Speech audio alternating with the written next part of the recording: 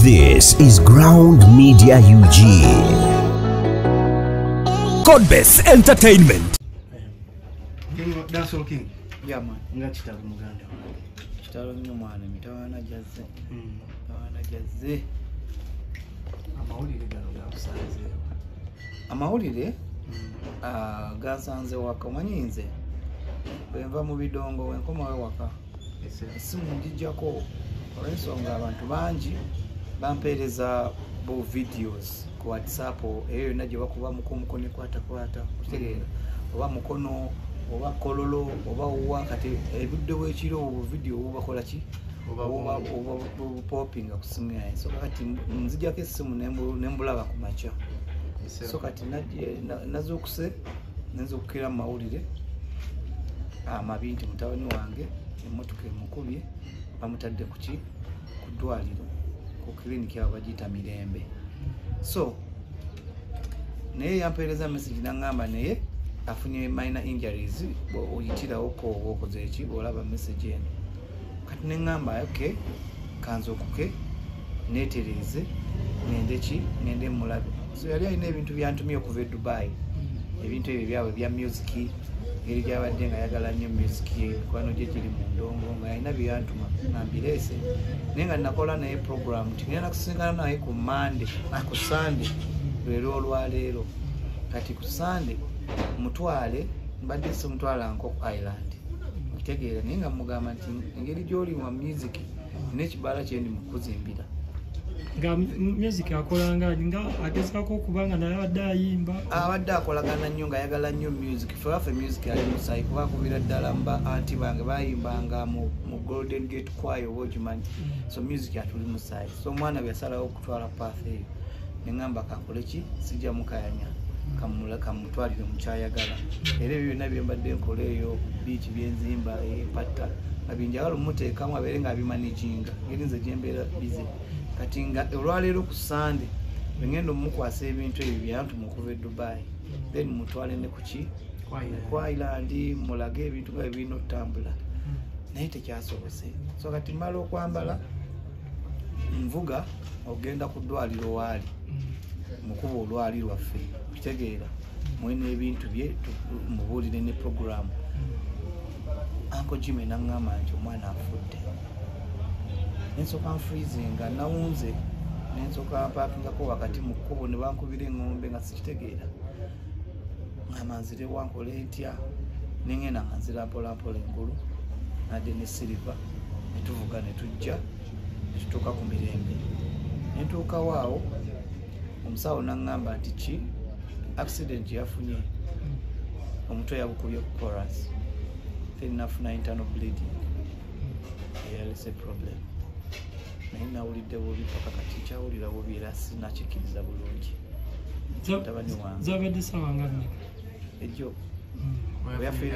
yafunye accident ku makya side ku siteera awo anyini ku siteera ng'asala yasazila eno esooka then alina banne bakola nabo kati asala bagala osala eyokubiri bo ne bagenda banne nasitopingamu katono namala ate nadecidinga okugenda nga its too late motoka nemukoona agambye yabadde drone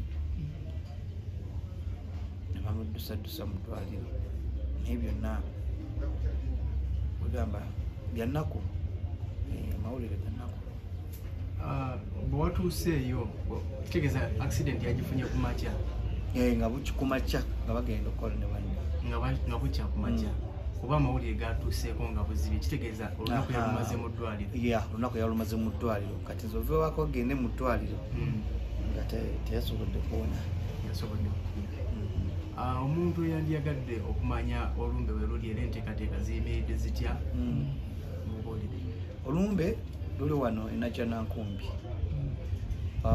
Eric oyo abadde very close ne mama wange okitegeera nga amwagala nnyo okitegeera nga mama wange engeri Eric gye yanfaanana ennyo nga mama wange lwalaba Eric alaba nzenze era mama wange yalumiddwa nnyo n'agamba temunzijako mutabani wange we kaakati bwe kuteeka wano olumbe enajja nankumbi owetera ku siteera awo nojja wano munda abantu abasinga bamanyiyo kasita ova kukigenda ku siteera ositootuka ku siteera noleka ekigenda waggulu kagabi oleka ekigenda kagabi then nojja ekiddako ekigenda ku 0 kyokwata nojja era tuli ku kkubo wano wetugenda okusula olwayiro mulumba olunaku olwokubiri then enkya ku mande tugenda kuba tumugalamiza ku kijja kyaffe eruweero enakiju owetera kukigenda mu kakomera then notuka ku ssomero ly'abazungu endagiriro era ebitooke twatandise dde okuteekayo kubanga ttiimu yo yagenze dde ekola ku ebyo eri ife tujjako era kuva wano tugende kuzika kwa ssaawa 8 enkya eruweero. Eric abadde n'emyaka emeka? Eric yadde n'emyaka 2. Omuntu oli yandigambye nti gaba mawulire ga nnaku nnyo ebitaata ng'aviiriddwako omwana we. Eric ono mu bulamu bwe abadde atya? Abadde mwana kikaaki? Eric taliko kwogerera. Eric alinga King Michael. Eric yakuzibwa. Nze maama wange mwebaza nnyo nti yankuza kyekimbeezezza n'emikwano emingi. Kyekimbeezezza nga asiisibwamu maaso. Kyekimbeeza nga kimpeesa ekitiibwa kuba nange mbadde mpa abantu ekitiibwa. Eric buli omu yenna abadde amuwa ekitiibwa. Bakyava wano waka maama wange nga bwe yaŋŋambangamu ebigambo ebiyisa mu nsi n'abantu era bwe yabadde abigamba Eric. Era Eric nga buli lwasanga amuwa ekitiibwa amusinga obukulu avunnama kutegeerwa myaka gye nga bakwatagana bulungi. Toyinza kusangayo omuntu ayinza kugamba nti Eric yamukola kino. Abantu bonna era ne bonoowulira ne bwe tunagenda waira amawulire gonna mugamba kuki okimanyi bulungi. Mutabani wange nali namukwasa abantu abali mu ndongo nga mwatambulira kuba yayagala nnyo music. Ebyokusomera bye yasalawo okusoma bya ndongo bya kompyuta simanya bikyo kitegeera nga byayagala. Era ne byabadde antumye Dubai yadde byagenda kukola kimiziki laptops okitegeera kuteeka mu kusetinga muziki. Era ne byembadde muzimbira eyo ekibaala kyembadde muzimbira n'ebyuma bye natumye China nga byonna yabiŋŋamba ate nga nange mbimanyi engeri gye ndi DJ nga ngenda mukwasa ekifo engeri gyali yabadde akolagana nnyo ne young generation babeere nga banyumirwa eyo ku Ireland nga nze ngendayo just kuwummulirayo naye amawulire bwe gatyo bwe gazze era ennaku nina nyingi ku mutima.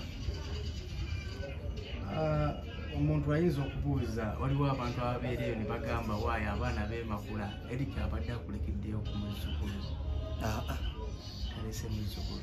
Eric talese muzzukulu.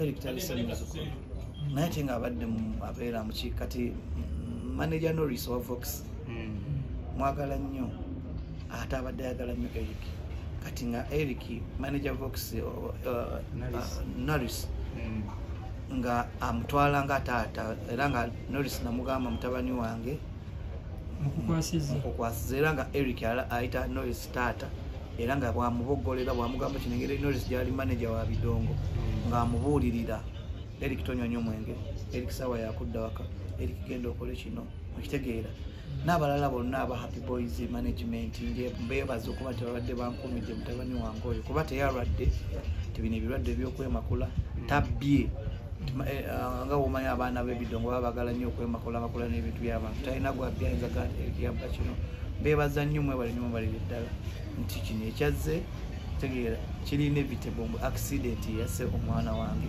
sigamba nti omwana wange abadde ku poliisi nti oba yakoze atya okitegeera babadde yemakula nange ebinyini byembadde mutegekera mbadde mulaga baganda be nga mubuulira ebintu omwana bwate bwakula ngeri gye namuzaala mu haso mbadde amanyi embonabona gye twabonaabana naye okulaba nga abeerawo kati mbadde ntandise okumubuulira mulaga bizinesi nga bwe zirina okutambula naye Katonda bwatyo bwasazeewo.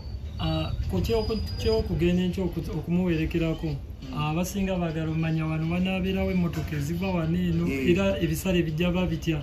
Emmotoka zigenda kubeerawo wano naye kati meeting eri wali wansi ey'okuba nti ebisale bigenda byategeezebwa naye tebijja kuba nnyo bya waggulu kuba nange nina emikwano ekigenda okumpa emmotoka nezinaabaawo era zijja kuba nga ssente si nnyingi n'abanayagala okunziikirako tugenda kuziika Luweero Nakiju otuuka Luweero owetera kukidda mu kakomera then n'obuuza ku ttaka ly'abazungu teri atalimanyi kukidde Nakiju n'endagiro bajja kuba bagiraba tukeereko kuba kati ffe tugenda kukeera engeri gye tumaze wanaku ebbiri tugenda kukeera nnyo kuva wano ku ssaawa emu tugende Luweero. Essaawa eno boda eri ludda weeri yatuuse wano weeri kitalo nnyo kitalo ddala.